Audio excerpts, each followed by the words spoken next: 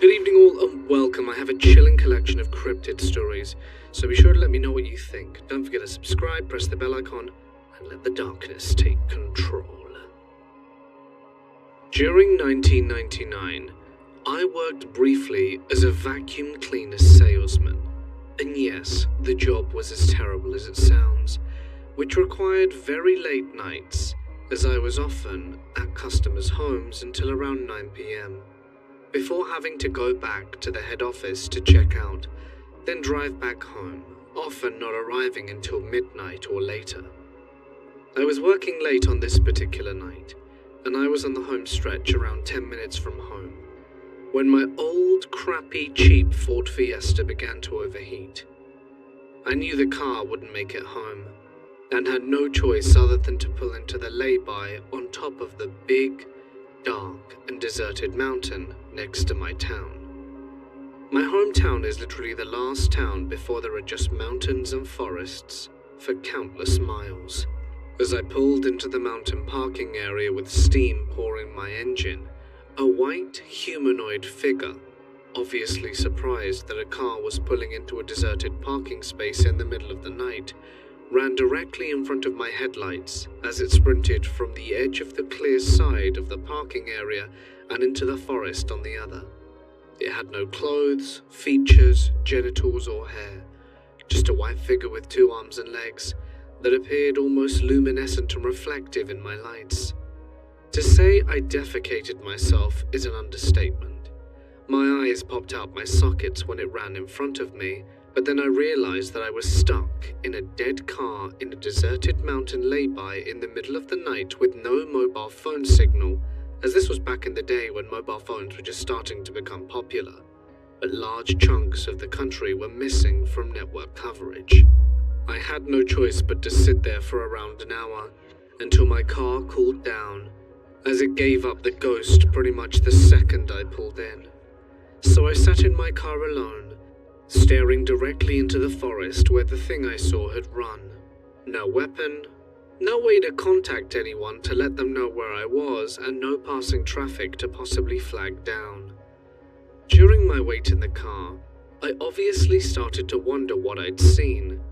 I knew for a fact that I had actually seen something, and it was not a trick of the light, that much was clear. I discounted sheep, horses, foxes, or any other animal that populated the Welsh mountains, as I was certain it was a 2-legged humanoid creature shape, and roughly humanoid, with a head, body, arms and legs. The obvious answer would have been that it was some kind of strange man, who for some reason was wearing a white entire body stocking. But since we were miles away from the nearest home, and I was the only car around, I think it was highly unlikely that someone would have spent hours walking through thick forest just to hang out at a parking area in the middle of a forest wearing a unitard. Since I could rule out possible animals or humans, I had to consider the alternative, which isn't a nice thing to think about when you're stuck in a broken car, with this very creature possibly still outside. I didn't think it was aliens, because it was too tall compared to the classic look, while any type of apparition or ghost didn't tend to run away from people when surprised. I'm not sure if there's some kind of Welsh version of the Wendigo, but if I had to categorize this encounter, that would be my number one choice. There was always talk of satanic rituals and witches practicing in the forest when I was a kid, and also a lot of illegal bare-knuckle fights where people had been killed and buried there to cover up the crime. But I didn't think much of that at the time, as I always wrote it off as superstition and rumor. But now I'm not so sure. Eventually my car cooled down enough for me to limp back home. No one really believed me when I told them what I saw, and are adamant that it was just a sheep. But to this day I will swear that the creature I encountered was something different. I've been in the forest many times since, camping, biking and hiking, and have never seen anything like that again. But whenever I go there, I'm always aware of the possible presence of the Goat Man. Back in the late 90s, myself and 2 of my friends were staying at their vacation home on one of the local rivers. The house, think 3 small bedrooms and sitting room/kitchen, and a small external bathroom, is on a privately owned island which isn't theirs, which is used for cattle grazing, and is about 3 to 4 square miles in area. It is accessible only by one dirt road, which takes all of half an hour to travel down, as it bends and winds through dense swamps full of alligators and marsh plains. Along the road, there is one other house, just as you get onto the island, which has long been abandoned. The old 2-story plantation-style home was supposedly abandoned when the owner's child suffered a fatal accident, and the couple couldn't stand being there anymore. Aside from my friend's house, the cattle farmer's home, and one other vacation home and the abandoned property are the only structures. My friend and I were out on the dock doing some night fishing, trying to land a shark or something to throw on the grill, but we hadn't had much luck. The river was smooth as glass, which was really unusual because of where the dock is. The current there is usually very strong, even during the tide shift. We sat and chatted, waiting for a bite, up until about 11 p.m. Then, off of our right towards the coast, we heard a loud tone or wail, which sounded like a mix between a ship's horn or maybe a wolf howl or something similar. An important note is the island is, by car, nearly an hour from deep water access, and probably more from an actual ocean, so the likelihood of that sound being a large ship was low. We were startled by the sound, and even my friend, who had been spending his summers there since he was in diapers, had never heard this noise before and was bothered by it. So we decided to pack it in since we weren't catching anything anyway, and had nearly gotten all our equipment back to the house when my second friend heard it. Coming from down the road, back towards the island access, was what sounded like either a cat meowing or a child crying. We all stood in silence listening and trying to figure out what it was and where it was coming from. After listening for about 5 minutes, we decided to hop in the truck and drive down the road a ways with the window down, so we can try and find what was making the sound. What started out sounding like a cat was made clear as we got further up the road that it was not the case, and we could clearly hear a child, and it sounded like it was saying, "Help me." We drove very slowly, calling out, and we'd wait a few minutes and hear, "Help me," again, but always further up the road towards the swamps and the old abandoned house. We were seriously freaked out, because if there was a kid out there, why would they be going away from our calls and right into the swamp? We nearly made it all the way to the abandoned house where the sound just stopped, and we waited for nearly an hour but never heard it again. We marked it up as nerves and headed back to the river house, assuming it had been an animal after all, and that we probably were just imagining it saying words. Well, after we had gotten back inside and settled in for the night, we started hearing it again, but as time passed it came closer to us. We went out and called out again, and the sound would come closer. This went on for hours. Well, we decided we would try one more time to see if there was a kid lost or something. But once we got out in the truck again, the noise stopped. Remember, we are miles away from the nearest people, and the noise sounded like a 4-year-old. It was now 3 a.m., and we had been out in the sun, fishing and swimming all day, and were tired. And after driving around a bit, calling out again with no luck, we gave up. We get back inside again and get into bed. Then we hear it clear as a bell. "Help me," right outside the house. But it sounded so strange, like an echo, like it was close but far.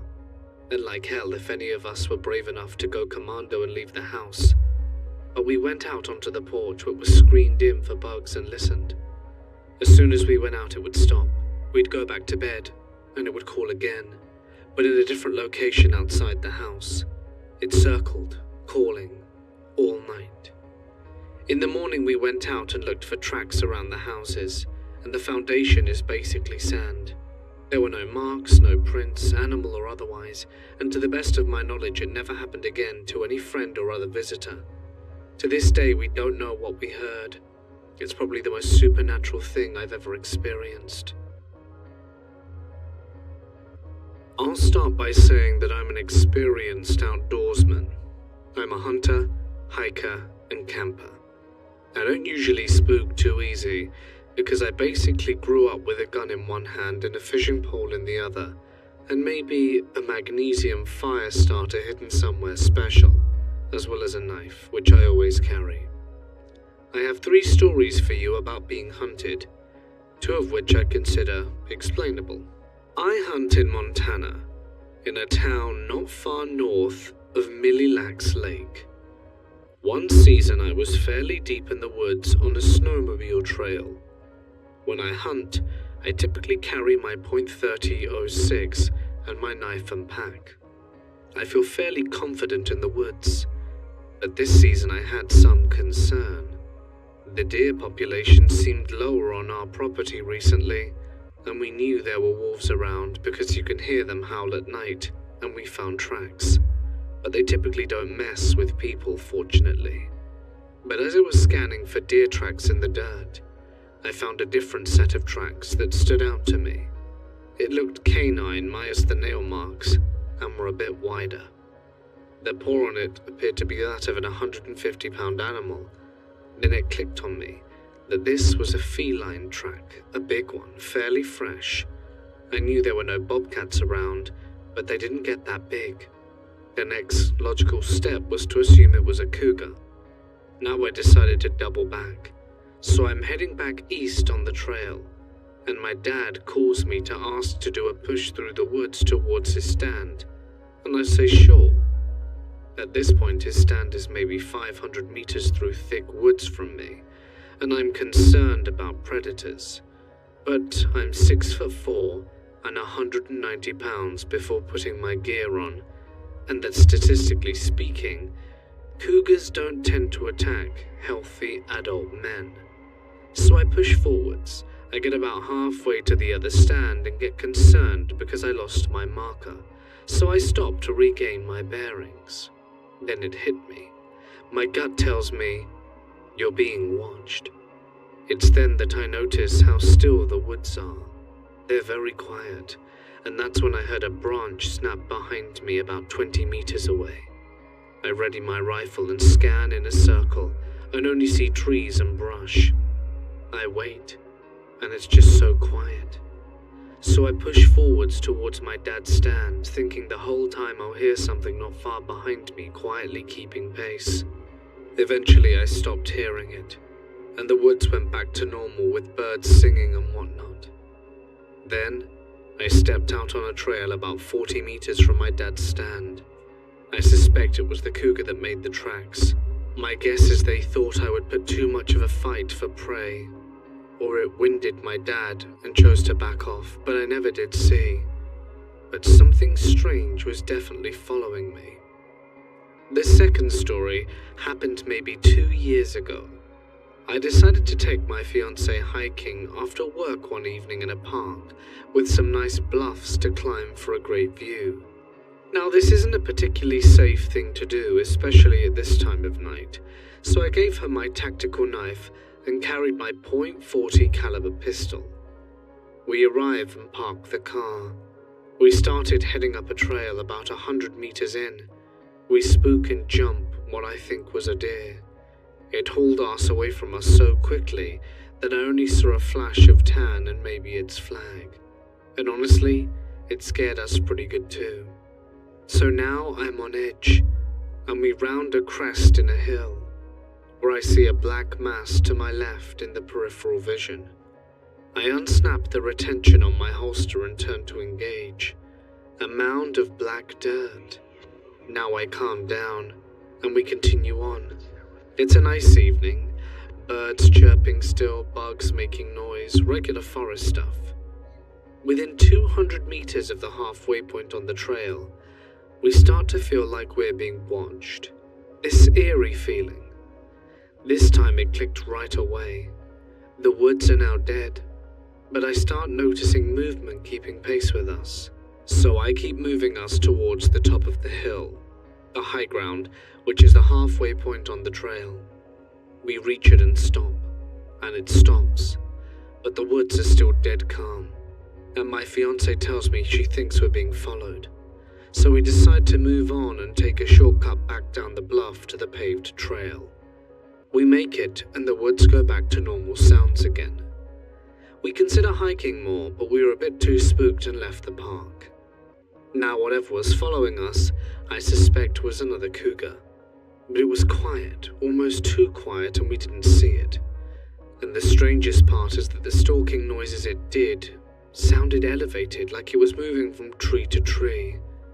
And big cats have been known to do this, but not very often. My final story is the least explainable of all.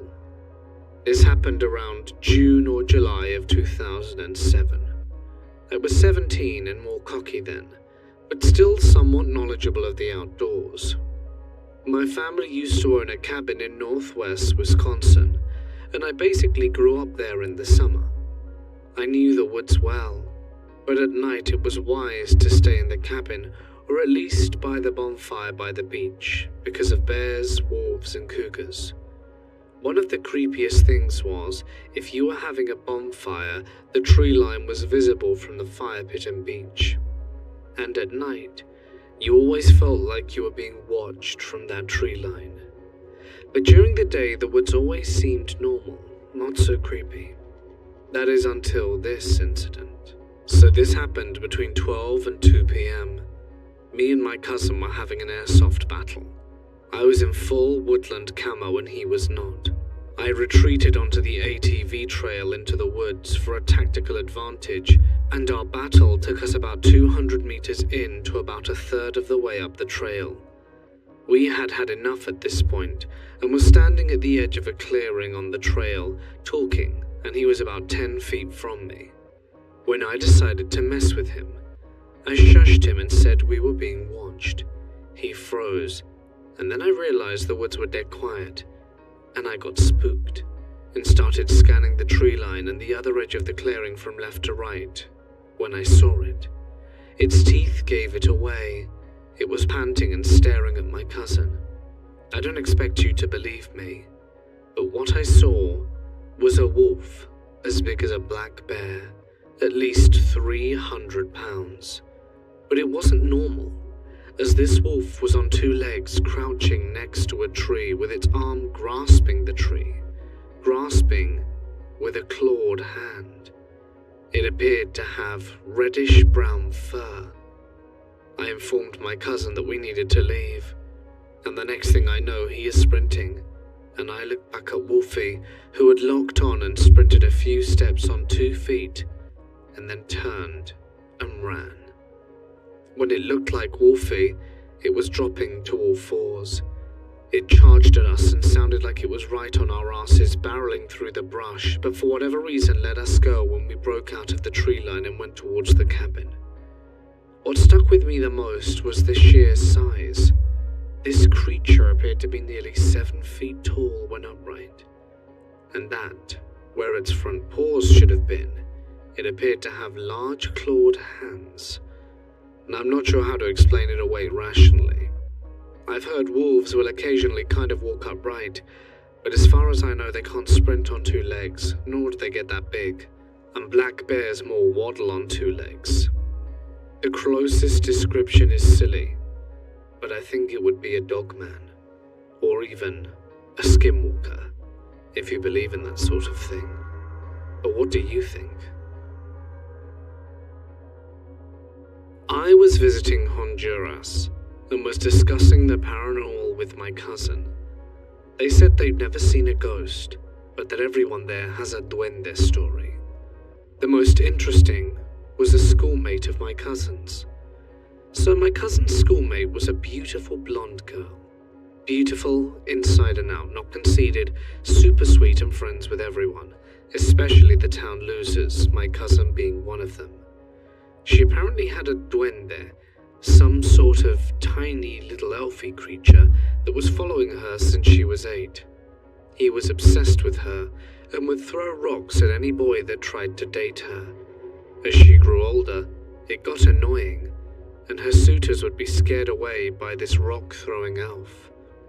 My cousin told her to tell the elf to go away, and she said any man scared of an elf is not worthy of my affections. Ha! Fast forward to her being a 30-year-old virgin. She's got a boyfriend who was not afraid of the elf and continued to date her even though this elf messed with him a lot, throwing rocks, stealing his keys, leaving nails around his car. So things in their relationship reached the next level, and the elf was so repulsed by this he finally left her alone. Another story comes from my grandmother. When she turned 40, doctors told her that by 50 she'd be completely blind. She was very religious and not superstitious at all, but she was desperate to save her sight. A neighbor told her about a herbalist living in the mountains of Copan, who had a whistling duende as her assistant. My grandmother went with her friend to visit the woman. She told the woman what the doctor said about her eyes, and the woman translated to the duende by whistling. My grandmother and her friend said they didn't see the duende, but they did hear someone whistling back in response. The duende apparently whistled to the woman to give my grandmother some herbs he'd gathered. My grandmother took the strange herbs, and although her eyesight did not get better, it did not get any worse, and she passed away at 70, with the same prescription she had at 40. A friend of mine said she had a witch for her grandmother, and while staying at Grandma's witch hut, she would tell my friend and her sister to stay away from a tree because a duende lived there. The stories go that the duendes will steal little blonde girls. My friend said she didn't believe in witches or elves and thought her grandmother made up the story to keep the girls close to the house. One afternoon, they were playing hide and seek near the tree to be naughty. After counting to 10, she saw someone run behind the tree and followed it thinking it was her sister. She found her sister staring wide-eyed at something, and it was the duende. She was 10 at the time, and it was shorter than her, had a pointy hat and a super wrinkled face, almost like an opossum smiling from ear to ear. It reached to grab her little sister, but she grabbed her sister first, and they took off running to the house. When they got to the house, they told their grandmother about the duende, and she simply said, "I told you to stay away from that tree." About a year ago, I was out back with my family. It was around 8 and the sun was setting. We lived in a farmhouse in the middle of nowhere, and the closest neighbor was far away. Something down the field kept catching my eye, but I ignored it at first. My sister saw it too, and kept looking out towards the trees. She was getting freaked out by it. My mum said to go investigate, so me and my sister began walking across the field towards the tree line. Big mistake. It's hard for me to describe, but it was the most terrifying thing which has ever happened to me. I didn't see it at first, and I didn't understand why my sister was so scared until we were around 100 yards away. When I saw this creature, tall, probably 8 or 9 feet, white, humanoid with an elongated head and no face. It had long arms and picked around the trees. We stopped in our tracks. We couldn't tell what it was. It took a few steps further out of the trees and swayed back and forth like a praying mantis. Me and my sister ran screaming back to the house, where my mum stood, jaw dropped. She saw it too. I've never been so afraid in my life. We grabbed the binoculars and watched this terrifying creature peeking in and out of the tree line, spying on us. My grandma thought we all had a wild imagination. The sun was almost gone now, and it was getting really dark, and the darker it got, the more it moved back and forth along the trees. It was terrifying, so we went in for the night and locked everything up tight. I couldn't sleep that night. I was hearing scratching on the roof. Now at one point a very loud bang, and various noises were coming from the barn. I was afraid that I would wake up to my animals missing, and the next morning my grandma asked if we heard a loud bang outside the barn that night. She ended up taking my grandpa on her morning walk. I have no idea what it is, but to this day, it still haunts me. I used to live in Georgia when I was starting 6th grade. The bus stop I waited at usually had 4 to 5 kids, but one morning it was just me and Bubba. His nickname was Bubba. It was really kind of foggy, and just a really grey late fall morning.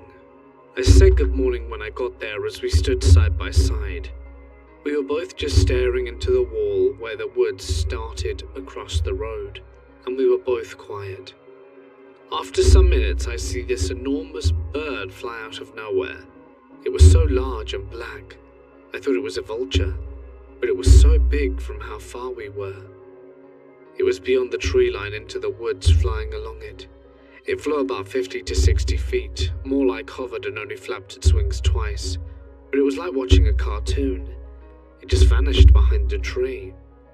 I was standing there for a minute after, like, what the hell did I just witness? Did I just imagine that? Bubba breaks the silence and says, "Did you see that, or am I crazy?" I exploded. We were trying to discuss what it was. I was young, but I wasn't stupid. I was aware of how big birds can be even at that age. I'd seen a big bird before with a huge wingspan. This was just freakish and cartoonish and didn't move right. I tried to brush it off like maybe it was a giant big black vulture, but everything about it was just off, and I think about it a lot. I was new to Georgia, but Bubba grew up there, and when I looked into his eyes, I knew whatever this thing was different. Over my 26 years, I've experienced numerous paranormal encounters, which I've always believed in, especially since I live above an old hospital. I have autism, which means I'm usually very critical and seek answers to everything, but there are some things which cannot be explained. One of my earliest and most vivid encounters has stayed with me for what feels like an eternity. I've shared this story briefly with family and friends, and while believers in the paranormal listen with interest, skeptics often dismiss it as just a dream.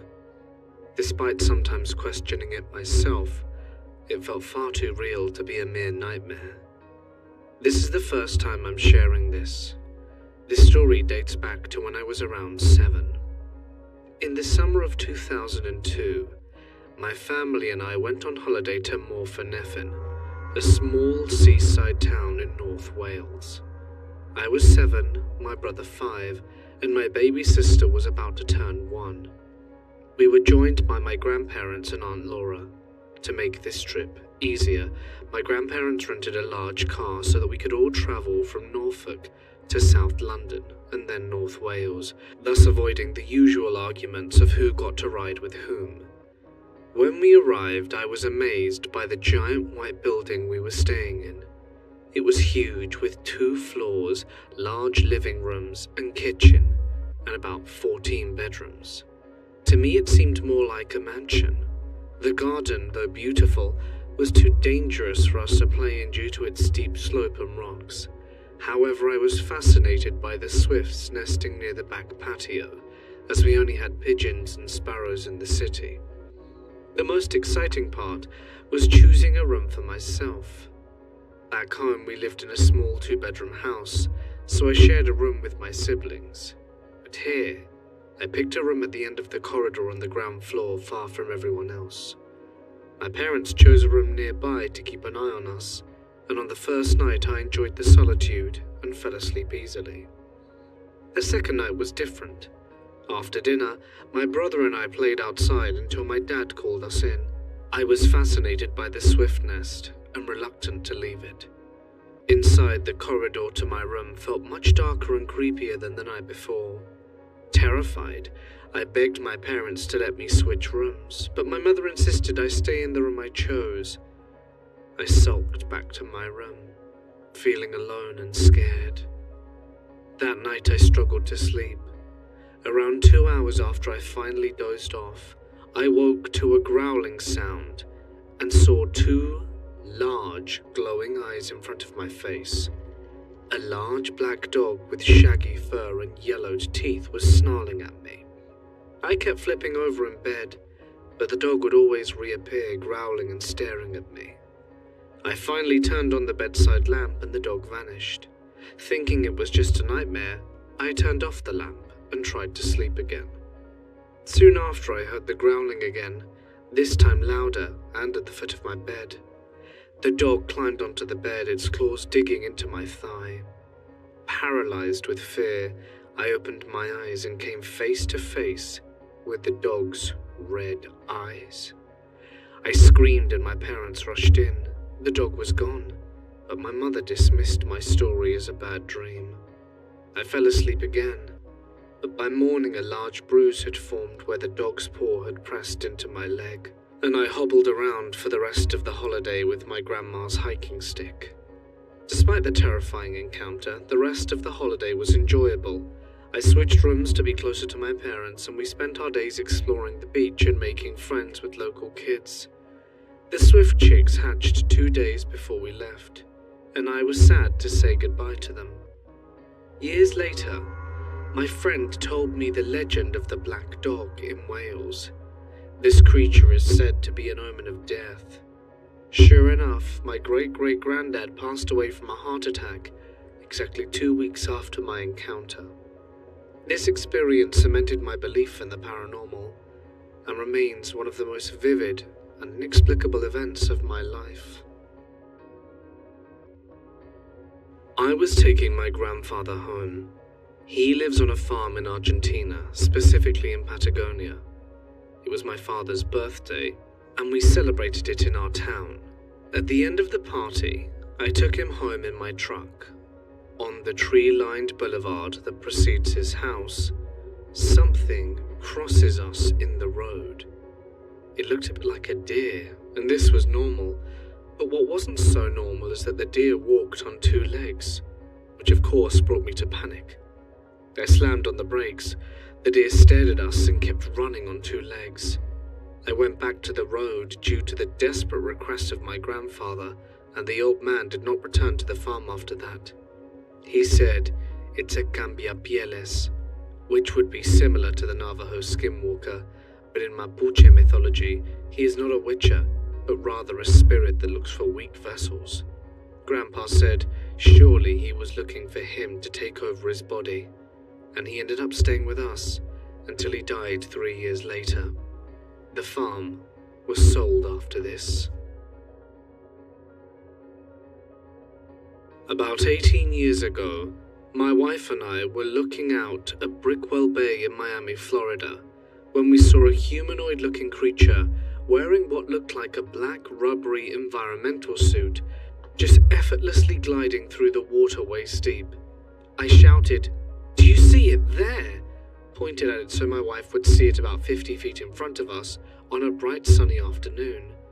It looked at us and then started submerging as it quickly headed for the bank until it went under and out of view. It looked like it was wearing an all-black futuristic high-tech equipment, and the really strange part was the bay was over 10 feet deep at the bank. Somehow it could glide through the water with its upper body above the surface. Afterwards, we were both in a state of shock, and our hearts were racing, beating out of our chests. It had big black eyes and a small nose and mouth, and we called it the creature from the Black Lagoon. 10 years ago, I was a high school senior in Hawaii, and my friends and I were chilling on the swing set at his apartment complex. It was around midnight and I noticed a rather large face in the trees about 60 yards away. It had eyes bigger than a human, and it was staring directly at me. 2 seconds later it screeched, opening its mouth and revealing what looked like fangs. I noped out of there and ran to a lamppost in the parking lot. My friend ran after me asking what was wrong, and by the time I looked back into the trees, the figure was gone. Apparently, I was the only one to hear it too. My friends were conversing when all of this happened. Some said it was probably an owl. But what owl has teeth? I did, however, see wings similar to the ones on Gargoyle's body. My Filipino parents told me it was probably an aswang, a vampire in Filipino folklore. We still do occasionally hang out by those swings, but I never saw it again. Around 3 a.m. last night, my girlfriend came home from an event, and we got pretty hungry, So we started making late-night snacks. In her kitchen, there's a big window that is above the sink, in which you're able to get a viewing of the side of her house, and the side gate are for the neighbors. At night you can't really see much because there aren't any porch lights and the street has very few lampposts. So the only light that can be seen outside is moonlight or from the neighbor's window. We decided to stay up for a few more hours because why not? So I began making us some coffee while she went and fixed herself up in the restaurant. This is when things started to get weird. I grabbed a spoon so that I could scoop some sugar into my coffee, when I noticed a faint blue circle on my jacket, which was a red hoodie. As soon as I noticed, it was completely gone. I looked outside and there weren't any lights on, and the only thing I could see through the window was the entire kitchen because of how bright the kitchen lights are. I tried replicating the blue light with the spoon because I thought maybe something had reflected off of it, or something else in the kitchen and onto my shirt, but I couldn't. And I wasn't facing anything that was blue either. I brushed it off instantly, thinking it was just my imagination, and after that, everything was normal. Until this morning. My girlfriend's mother came home earlier this morning complaining about cookies on the floor near her room, and she began blaming the cat and dog, but both of them were asleep in the room with us the entire night with the door closed. Her room is currently in the midst of renovation, so our first conclusion was that one of the workers did a piss-poor job at cleaning whatever snack they were eating while on the job. However, upon further inspection, my girlfriend's sister realized that the cookie pieces on the floor were from a cookie container that was inside her room, one she hadn't opened for months. Now it sounds like it could have just been a crazy coincidence that the workers were eating the exact same cookies that her sister had in her room. But what was weirder still was that there were also crumbs around my girlfriend's cookie container on her dresser, as if someone had come in and ate some. Her door was locked, and even if it wasn't, it's extremely unlikely that one of the workers would have come into her room while she was asleep, because the dog would have barked at anyone entering. Once we discussed this, my girlfriend tells us that last night she saw something blue moving outside of that same kitchen window. She didn't tell me because I get anxious easily and thought I wouldn't be able to sleep because of me being on high alert. She said it really looked like a blue wing. With all things said, I began to think that we were visited by the fairies last night, or the fae. I've heard they're attractive to sweets and people up late at night. That could explain the strange blue light I saw briefly. I've also heard that they appear differently to people. I found it more convincing that last night's encounter was indeed the fae, because a few years ago when I was tripping on shrooms for the first time, my friends and I were looking in our car in the complete darkness. We were just coming back from a hiking trail, and on our way up, I saw what appeared to be a firefly, and to my knowledge, fireflies didn't appear anywhere where we were hiking. It was green and glowed faintly. I tried swatting it, and then it vanished into thin air. The light looked exactly like the blue one I saw last night, except a bit more otherworldly. What do you guys think though? Could we have been visited by the fae? Were they playing tricks on us? I don't scare easily at all, but what happened on this night scared me to the bone. It was around 2 months ago, at the full moon. The night was lit up like daylight, as the moon was so bright and full. I don't sleep easily or well on full moon nights. I stay up till the wee hours of the morning watching TV before going to sleep. In the living room there's a door to my deck and side yard. This door has a large window that's about 24 by 64 inch, and there was no blind or shade on the window. I've lived in my house 10 years now as an adult, and I've always felt safe in that house, as it is my childhood home. I live smack dab in the middle of town too. My yard is privacy fenced, and the rails are on the inside of my yard. While sitting with my dog, who was lying facing me watching TV, I heard a wolf howl. I know this sound well, as I've lived with a wolf dog for 14 years.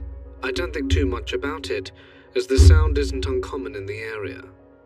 At 2 a.m, my dog raises her head suddenly, stretched her neck as never before, and in slow motion turned her head towards me. The total look of fright on her face shocked me. I leaned forward and looked at the door and saw yellow wolf eyes staring at me through the window. They were about dog eye level until whatever it was stood up. Then it vanished. I got my .357 handgun out and held it until dawn. I've since covered that window. My sister and the one son I told this story to said it was probably some teen trying to scare someone, and it just happened to be me. Well, I don't agree with that.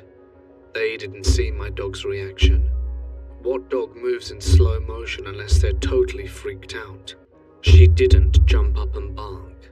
Any dog would at least bark unless it was scared. Just because we live in town doesn't mean strange things don't happen. I don't think I'll view a full moon the same way again. 6 years ago, I started seeing something out of the corner of my eye, out of windows or while I was standing outside. It began as random flashes, black followed by white. At first, I honestly thought there was something wrong with my eyes, but according to my optometrist, they're perfect. Over that year, the flashes would last a little longer, until I was seeing the full bodies of a black wolf-like being chased by a white one.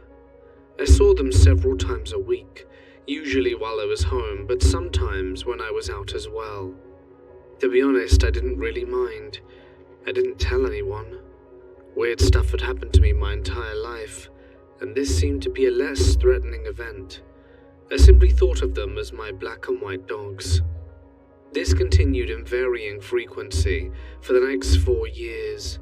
I got married, moved a few times, and we finally ended up living with my sister and her husband.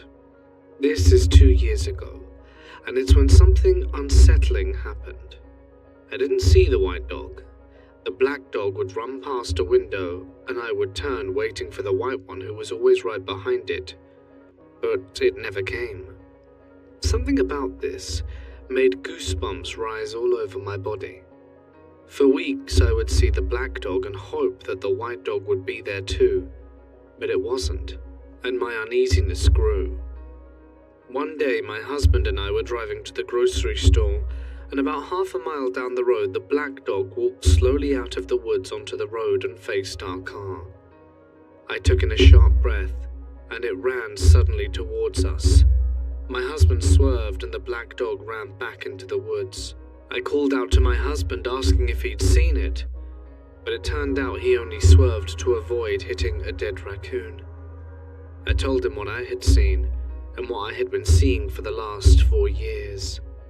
He thought it was interesting, but my husband has no belief in the paranormal at all, and just kind of acknowledged it without putting stock in it. Later that day, when we got home from the store, we were putting the groceries from the car into the house when a massive barking growl startled my husband so badly that he dropped the groceries and immediately went towards the sound. It came from directly behind us in some shrubs. He was positive my sister's Great Dane had gotten out and called for her.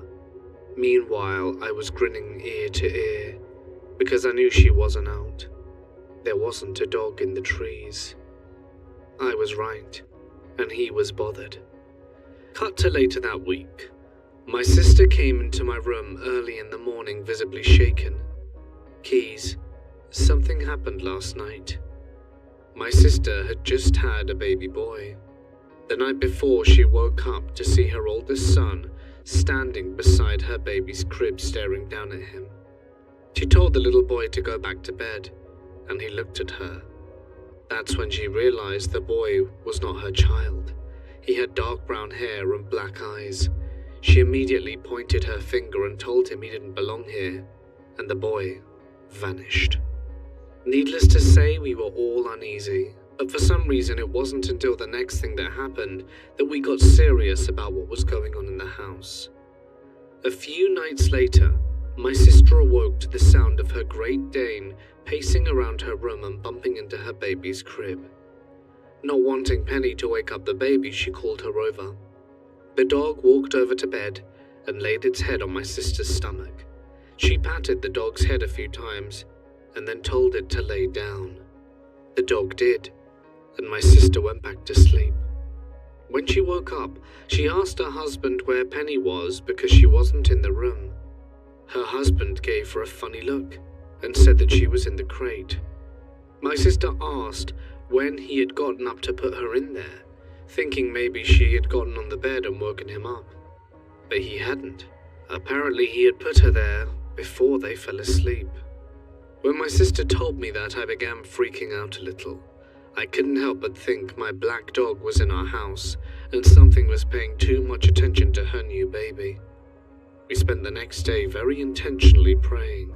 We were all done with whatever was happening in our house.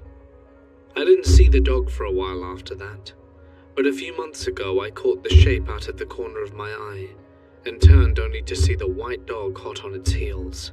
If anyone knows what exactly we're dealing with, I would love to know, as I am at my wit's end at this point.